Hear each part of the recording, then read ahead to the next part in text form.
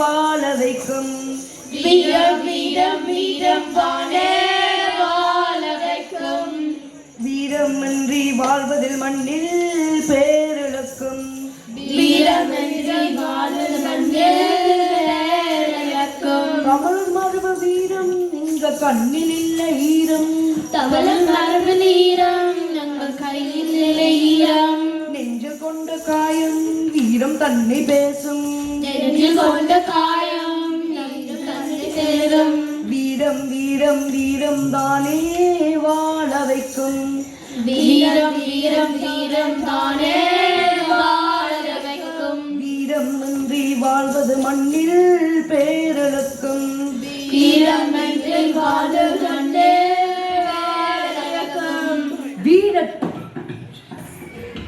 வீரத்தையும் மானத்தையும் இரண்டு கண்களாக போற்றி வாழ்ந்தவர்கள் தமிழர்கள்.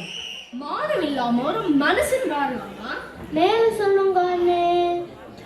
மானம் ஒன்றே வாழ்வதென்று வல்லவர் தமிழர் தானடா. மானம் ஒன்றே வாழ்வதென்று வல்லவர் தமிழர் தானடா. மானம் போனால் மண்ணில் வந்து மடிந்துதான் போவார் கேளடா. மானம் போனால் மண்ணில் வந்து மடிந்துதான் போவார் கேளடா. மானம் ஒன்றே வாழ்வதென்று வல்லவர் தமிழர் தானடா. மானம் ஒன்றே வாழ்வதென்று வல்லவர் தமிழர் தானடா. மானம் போனால் மண்ணில் வந்து மண்டுதான் போவார் கேளடா. மானம் போனால் மண்ணில் வந்து மடிந்துதான் போவார் கேளடா. இது சேருமான் கணிக்கால் இருமுறை மன்னனின் உண்மை கதை. ஆமாம், உண்மை கதை. இந்தியாவின் தென்பகுதியை சேர சோழ பாண்டிய மன்னர்கள் ஆட்சி செய்தார்கள். இப்போது இருக்கின்ற கேரளா தான் சேர நாடு. சேரநாடு 3 பேரும் தமிழ் மக்களே தானே. சும்மா கேள்வி கேட்காது, கதையை கேட்போம். ஓம் கதையை கேட்போம். இந்த சேர நாட்டை இரும்பொறை என்ற மன்னர் பரம்பரை பல நூற்றாண்டுகளாக ஆட்சி செய்து வந்தார்கள். அப்படியா அன்னை? பெரும் வீரர்களாக இருந்திருப்பார்கள் போல. ஆமாம், பெரும் வீரர்கள் தான். இந்த இரும்பொறை பரம்பரையின் இறுதி மன்னன் தான் கணைக்கால் இரும்பொறை. இவர் ஒரு மாவீரன் மட்டுமல்ல, மக்கள் மீது அன்பமும் பாசமும் கொண்டவன். வீராதி வீரர் அல்லவா நம் தமிழர், சூராதி சூரர் அல்லவா. வீராதி வீரர் அல்லவா நம் தமிழர், சூராதி சூரர் அல்லவா. வாழெடுத்தால் போர் முடிப்பர், போரில் எதிரி கதை முடிப்பர். வாழெடுத்தால் போர் முடிப்பர், போரில் எதிரி கதை முடிப்பர். வீராதி வீரர் அல்லவா நம் தமிழர், சூராதி சூரர் அல்லவா. வீராதி வீரர் அல்லவா நம் தமிழர், சூராதி சூரர் அல்லவா. ஓமோம், எனக்கு தெரியும் இரும்போர் மன்னனே. நான் ஏன் போய் சொல்றேன்? என் அப்பமா நான் சின்ன பிள்ளையா இருக்கேன் இந்த கதையை சொன்னவர் பேரு வளர்ந்துட்டாங்க.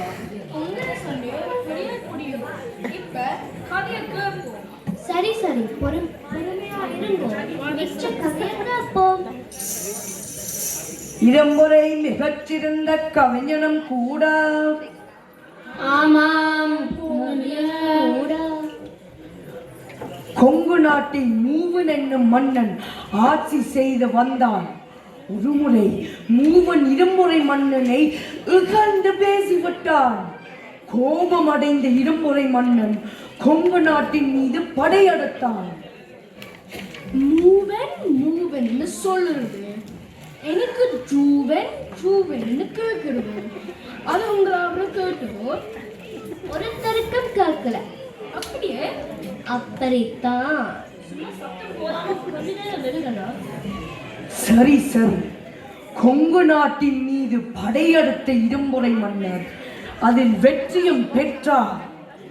மூவனின் பல்லை பிடுங்கி அதை ஒரு கோவிலின் வாசலில் பதித்தார். இவ்வாறு வீரத்தையும் மானத்தையும் பெரிதென மதித்து வாழ்ந்தார் தான் மன்னர் இரும்பொறை.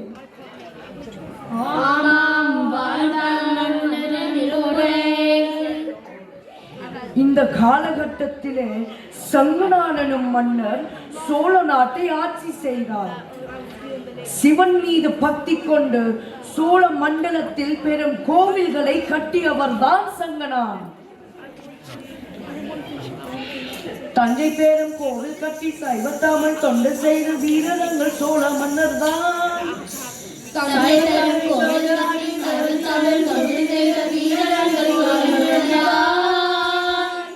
சோழ தங்க வாழ்வின் வழி வாழமங்கள் தமிழ் குடிகள் தமிழ் குடிகள் தமிழ் குடிகள் தான்.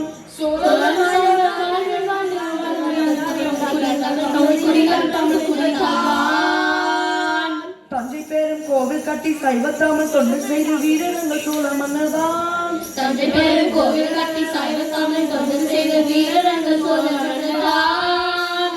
சோழ தங்க வாழ்வின் வழி வாழமங்கள் தமிழ் குடிகள் தமிழ் குடிகள் தமிழ் குடிகள் தான்.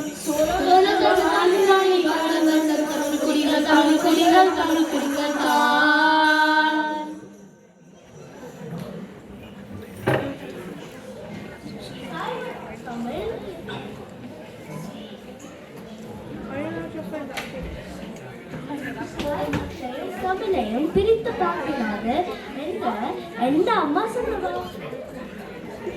உயிரை பெட்டி கதிக்கிறாய், இன்னைக்கு குளிச்சினியோ?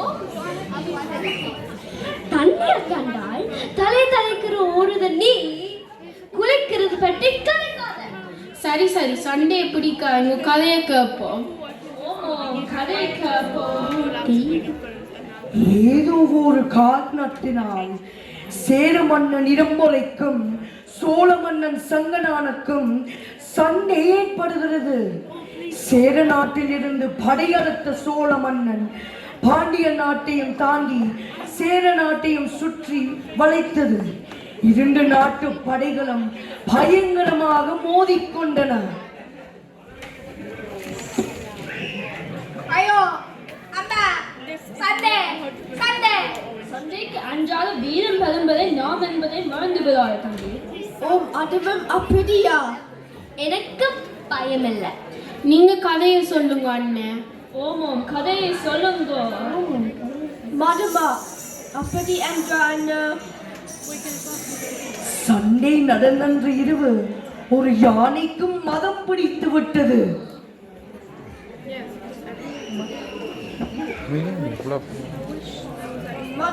மதுமா, அப்படி என்றால் யானைக்கு கோபம் வந்தால் அதனை மதம் என்பர். அப்ப எனக்கு கோபம் வந்தா தம்பி, இவங்க கதையை இருக்கட்டும், நீங்க கதையை சொல்லுங்க. மதம் பிடித்த யானை படை வீரர்களை கொன்றொழிக்க தொடங்கியது. ஆனால் மாவீரன் கணைக்கால் இரும்பொறை தனியொருவனாக அந்த யானையை கொன்று வீரர்களை காத்தான். ஆனையலோ ஆனை அடக்கியலோ, ஆனையலோ